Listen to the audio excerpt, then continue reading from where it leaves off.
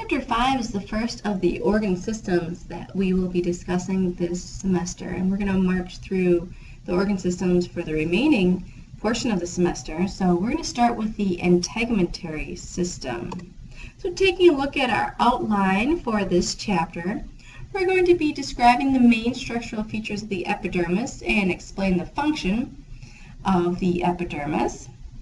We'll discuss what accounts for individual differences in skin color and discuss the response of melanocytes to sun exposure. We're going to describe the interaction between sunlight and vitamin D production. And then we'll move on to the structure and function of the dermis and hypodermis. We're going to be describing the mechanisms that produce hair and the structural basis for hair texture and color. We'll discuss the various kinds of glands in the skin and list the secretions of those glands. And we'll conclude with how the skin responds to injury and repairs itself.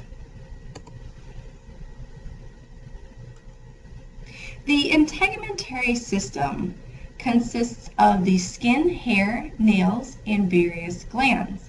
The integumentary system has two main components, the cutaneous membrane and accessory structures. The cutaneous membrane is composed of the epidermis, the epithelial portion, and the dermis, which is the connective tissue portion of the membrane. Beneath the dermis, the loose connective tissue of the hypodermis, or subcutaneous layer, separates the integument from the deeper tissues and organs. It's not considered part of the integumentary system, but the integument is attached to it. So this illustration shows the general structure of the integumentary system and shows the relationships among the major components of the system, with the exception of the nails. The 5 general functions of the integument is protection. Protection. The skin covers the underlying tissues and prevents fluid loss.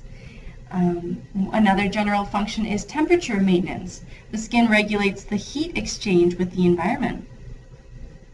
Number 3, synthesis and storage of nutrients. The epidermis synthesizes vitamin D, and the dermis stores lipids and adipose tissue. Number 4, sensory reception.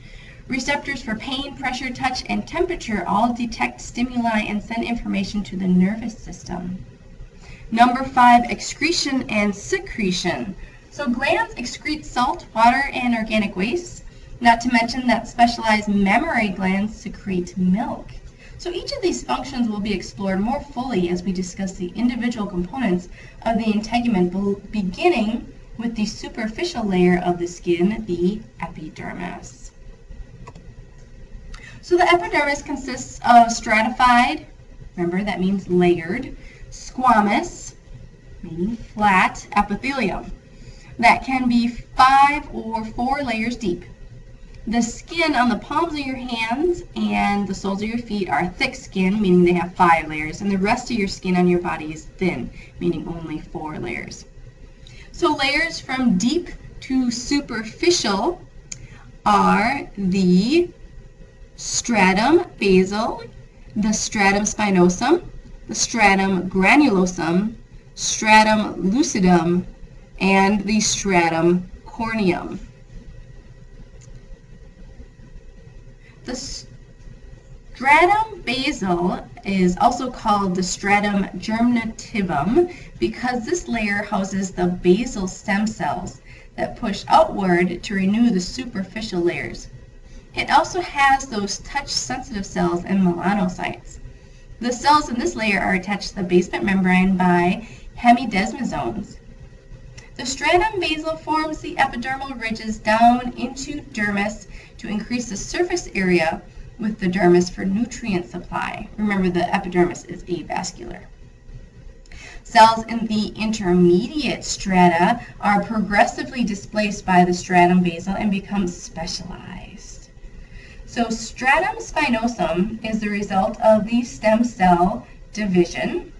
Stratum granulosum cells make a lot of keratin, a protein that provides water resistance and the foundation for hair and nails. In the thick skin, the stratum lucidum is present, and it consists of cells that are densely packed into a highly keratinized layer. The stratum corneum contains 15 to 30 layers of keratinized or cornified dead cells. These cells are connected via desmosomes and are therefore shed in very, very large groups. So we're at a checkpoint. Can you pause the recording and see if you can identify the 5 layers of the epidermis?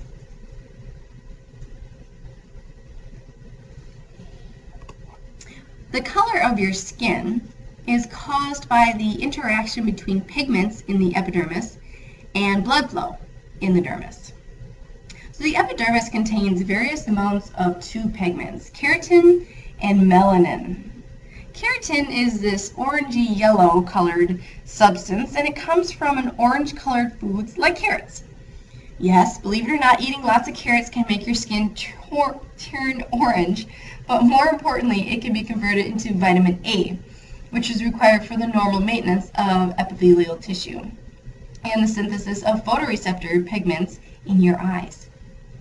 Now, melanin is brown or yellowy brown or black, and it's produced by melanocytes near the stratum basal cells, which produce the pigment in intracellular vesicles transferred to epicells in the stratum basal.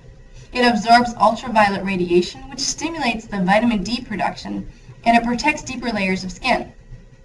Now, if excessive radiation is absorbed, meaning you're out in the sun all day, then deeper connective tissues can be damaged, which will lead to wrinkling and the skin cancers that can result from damaged DNA.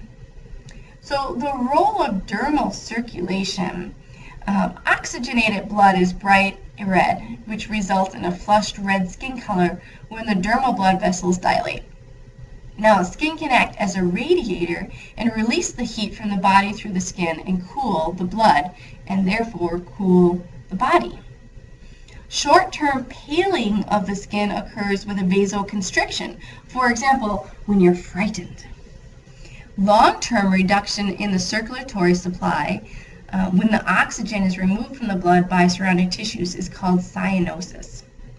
And this is a bluish coloration and is observed in the thin skin around lips, ears, or beneath the nails.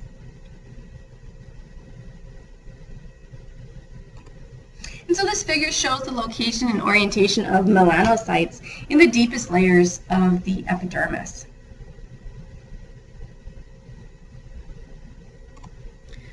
So the amount of ultraviolet radiation has to be limited, but not completely removed.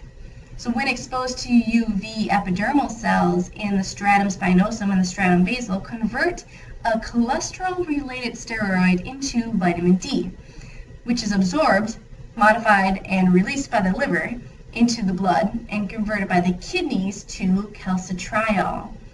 Calcitriol is used by the small intestine to facilitate the absorption of calcium and phosphorus, so it's essential for calcifying bone connective tissue. Skin cancers. There's a couple of different skin cancers to talk about. Basal cell carcinomas is probably the most common, and it's originating in the stratum basal. The squamous cell carcinoma, the next one listed there, is found in more superficial layers. Now, metastasis seldom occurs in either of these two, and simple surgical removal of the tumors is usually sufficient treatment. But the last one listed there, malignant melanoma, is the most dangerous form of skin cancer. It usually begins from a mole and can metastasize through the lymphatic system. Now, it's important to remember that avoiding exposure to ultraviolet radiation could prevent all 3 forms of this cancer. And here we have a picture comparing a basal cell carcinoma with a melanoma. And so we're at another checkpoint. Can you name the 2 pigments in the epidermis? Try and do that and then continue on with the next recording for Chapter 5.